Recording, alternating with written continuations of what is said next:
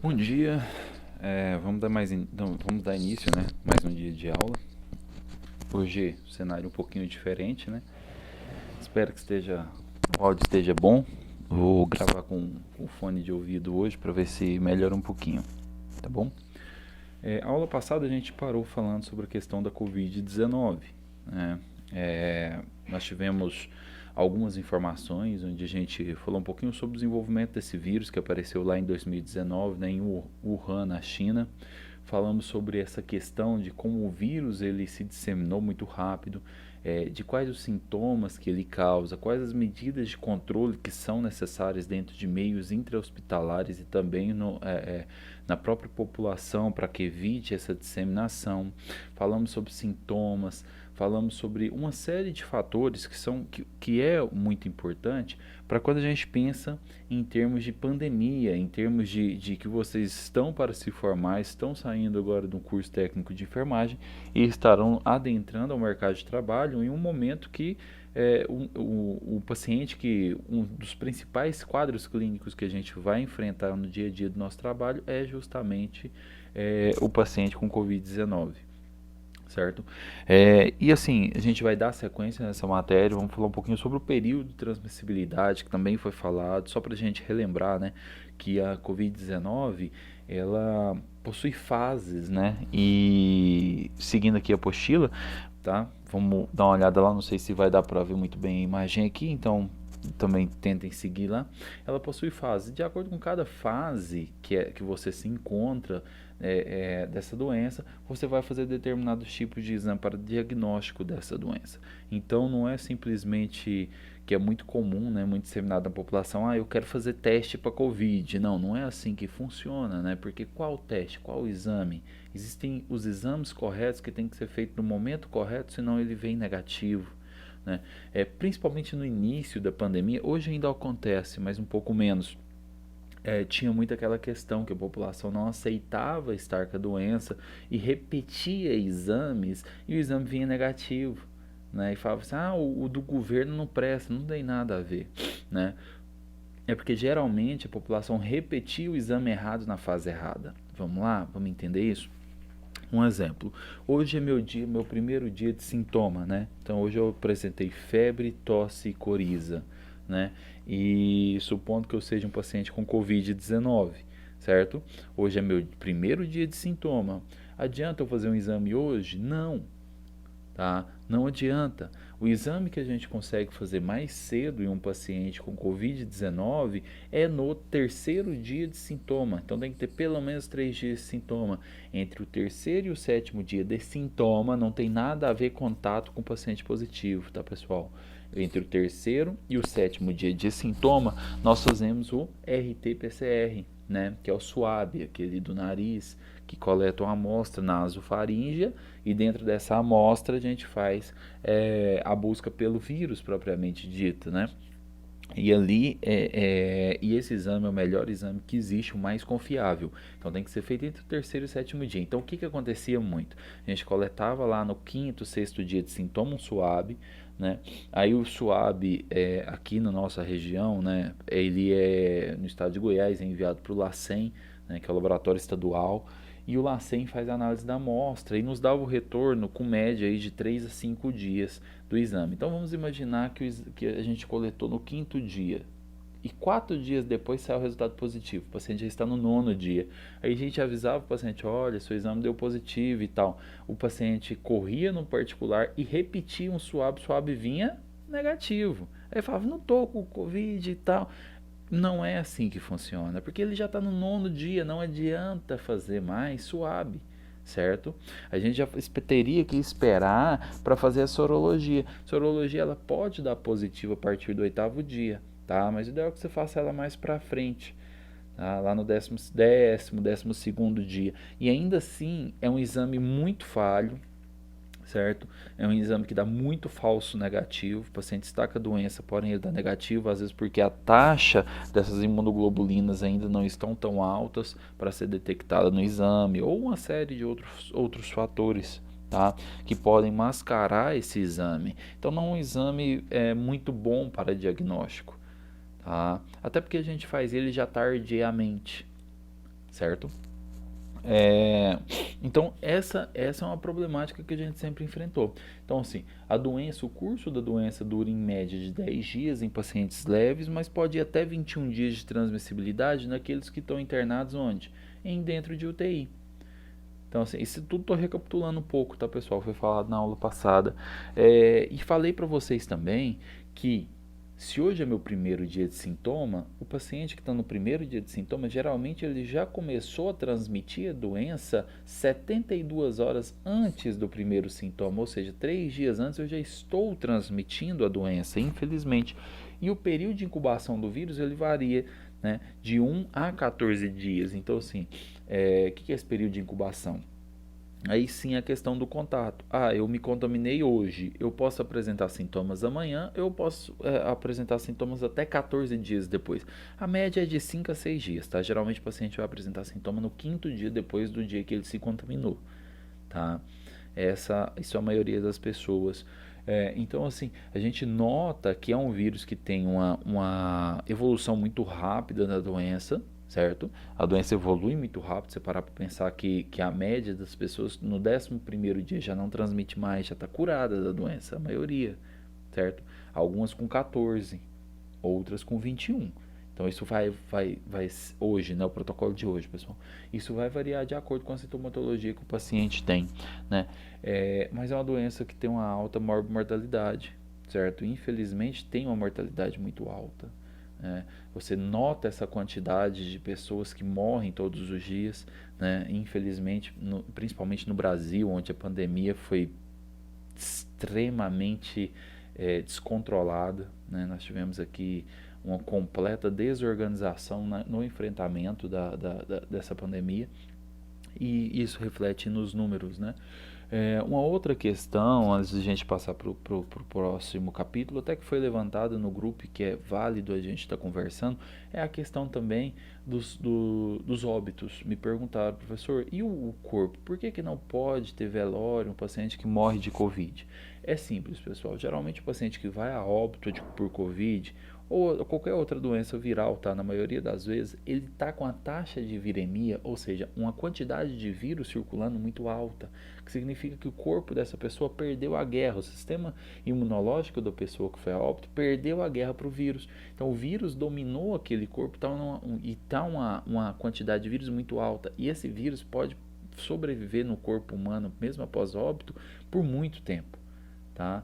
Então, assim, a gente não pode fazer o velório justamente porque aquela pessoa que veio a óbito está com uma quantidade de vírus circulante muito alta, tá? Muito alta. E aquele mesmo morto, ele ainda vai transmitir o vírus, infelizmente, tá, pessoal? Uma outra questão também sobre velórios, que essa daí eu acho muito importante vocês saberem, até para ajudar a enfrentar essa disseminação de falsas informações, de fake news, que infelizmente hoje é uma outra doença que a gente enfrenta no nosso país, não só no país como no mundo, é a desinformação, é a questão dos boletins, das declarações de óbito. Qual que é o protocolo hoje? É só o paciente positivo que eu tenho que colocar na declaração de óbito Covid? Não. Aí vem as confusões, aí que vem as questões. Todo paciente que vai a óbito e que estava com sintomas gripais, ou que tem febre, tosse, esse tipo de coisa, né? Ou seja, é um paciente suspeito. Todo paciente suspeito que possui um quadro respiratório e foi a óbito devido a esse quadro respiratório, tá? Ele tem que obrigatoriamente na DO colocar como Covid-19, só que a gente coloca uma interrogaçãozinha na frente, que é uma suspeita de Covid-19. E eu tenho que obrigatoriamente coletar um swab. Então, professor, só de morrer suspeito vai lá pro número? Já é porque morreu de Covid? Não. Só que infelizmente não pode ter o óbito. Então, o paciente que morreu com sintomas respiratórios, né, com qualquer clínica semelhante de Covid, infelizmente na declaração de óbito, a equipe médica é obrigada a colocar Covid-19 como causa suspeita, tá? Para que não tenha o velório e que seja enterrado com todos aqueles protocolos. É onde tem uma problemática muito grande, que a população fala, mas nem tem exame, como que vai fazer isso? Tem que deixar ter velório. A gente tem que entender, se não for, infelizmente, aquela família deixou de ter esse essa despedida final, né, daquele ente querido. Isso é muito triste. Mas e se for positivo? Se for positivo, a gente evitou uma tragédia ainda maior, porque durante aquele velório poderia se contaminar várias pessoas e nós termos mais velórios dentro daquela mesma família, né? Então a gente tem que pensar muito isso. Professor, mas isso vai para os números? Não, não vai para os números, tá? Um paciente que vai lá na DO, na declaração de óbito como Covid-19, que não tem exame positivo, não vai para o número de mortes diária. Quando é que ele entra, então? Lembra que eu falei que é obrigatório coletar um swab, mesmo depois do paciente morto? Porque lembra que eu falei para vocês que o paciente continua transmitindo com vírus vivo no organismo, mesmo depois do óbito? Tá aí, né? Então a gente coleta o swab.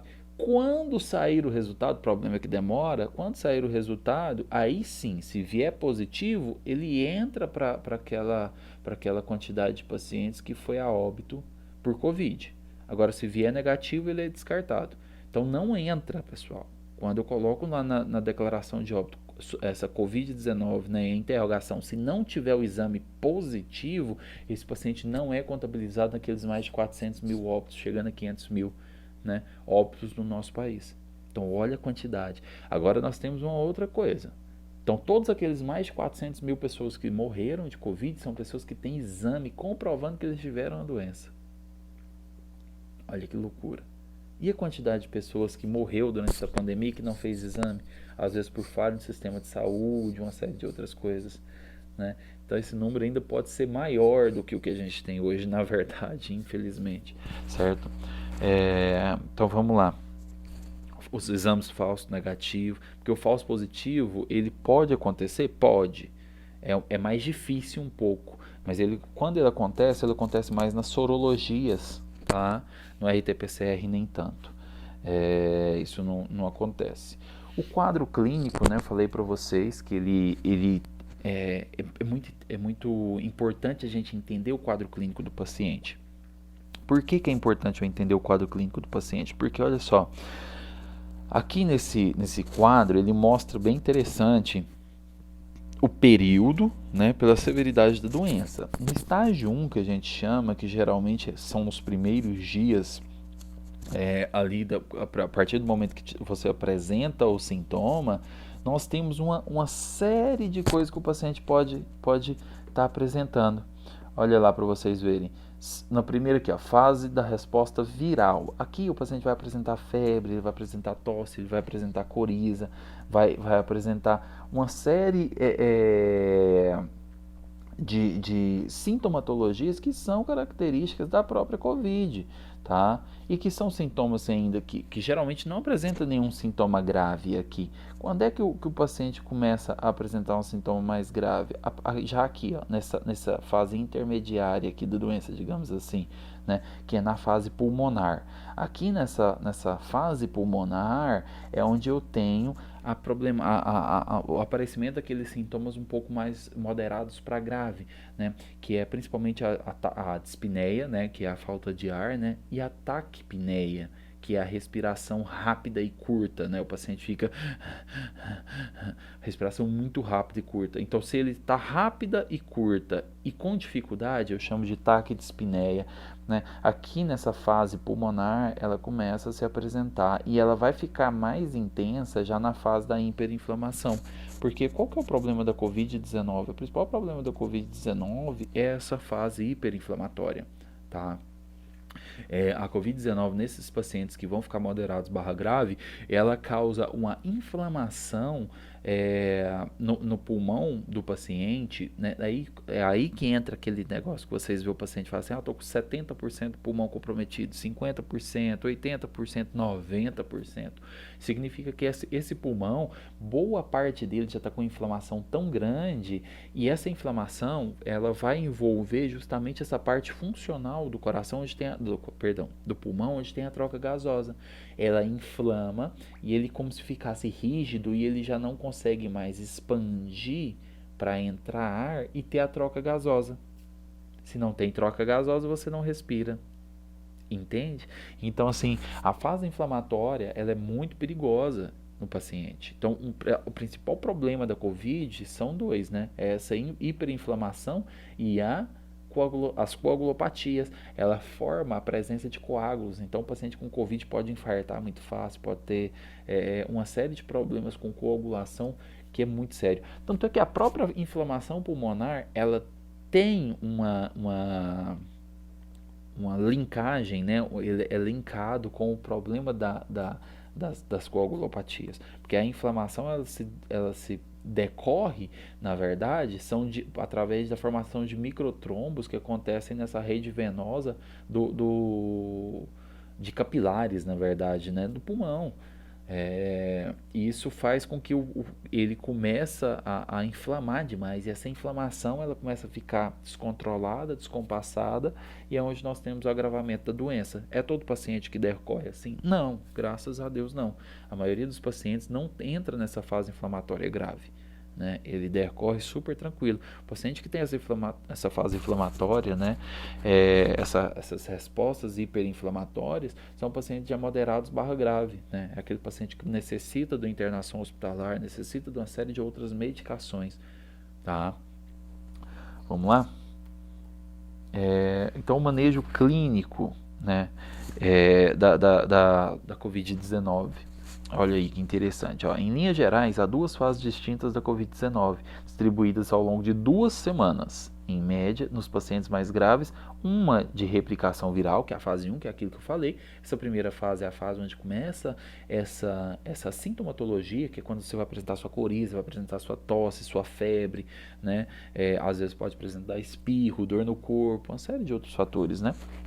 E outra de natureza inflamatória, dividida em 3 fases subsequentes. A fase 2A, caracterizada pela SRAG, então fase 2A, que lá naquela imagem anterior mostra, tá? A SRAG, que é a síndrome respiratória aguda grave, tá? Peraí que eu perdi. E a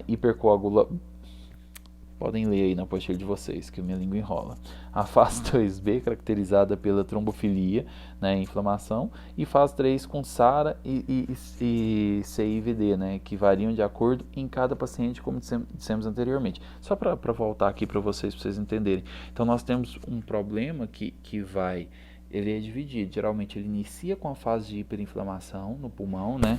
Que é ali, como falo, não, primeiro ele começa com a fase de replicação viral, começa aquela sintomatologia. Depois vem essa fase da inflamação pulmonar, né, onde o pulmão começa a se comprometer. Depois nós temos mais os problemas de formação de trombos, né, maiores, que pode gerar problemas muito graves, inclusive infarto. E por fim nós temos um outro problema, que é o desenvolvimento de co-infecções oportunistas. Lá na frente, a última fase, são as pneumonias bacterianas, por exemplo, oportunista. Muito comum o paciente desenvolver uma pneumonia lá com 12, 13, 14 dias, né?